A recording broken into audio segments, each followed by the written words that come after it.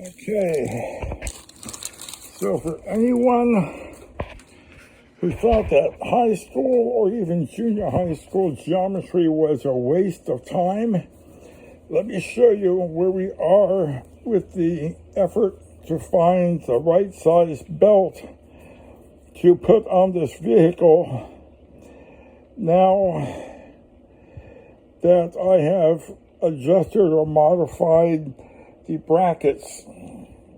This belt is the one that had been used for the alternator, where there's a pulley off of the crankshaft and a pulley in the alternator, and this Gates part number 7390.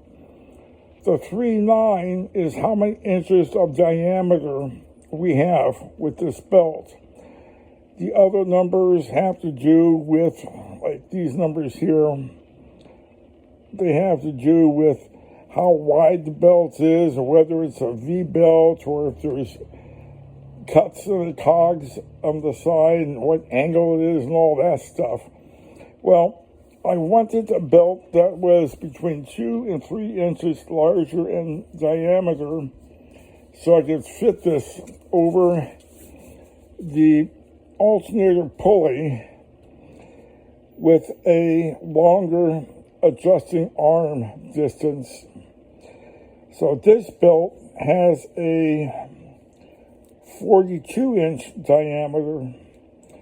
So if you take 42 and divide it by pi, which is 3.14 something, which is a 3, then you end up with divide by pi, let me think. How did I do this? 39 inch. Okay, 39 inch divided by 3 would be 13. And that would be the radius. Here, the radius would be 14. So it's an inch on radius, or 2 inches in diameter larger than the belt I am replacing this with. This might, just might, be large enough to fit over the alternator pulley and allow me room to tighten it properly. If not, then I need to find another belt a little bit different size, probably a little larger, 45 or 46 inch circumference.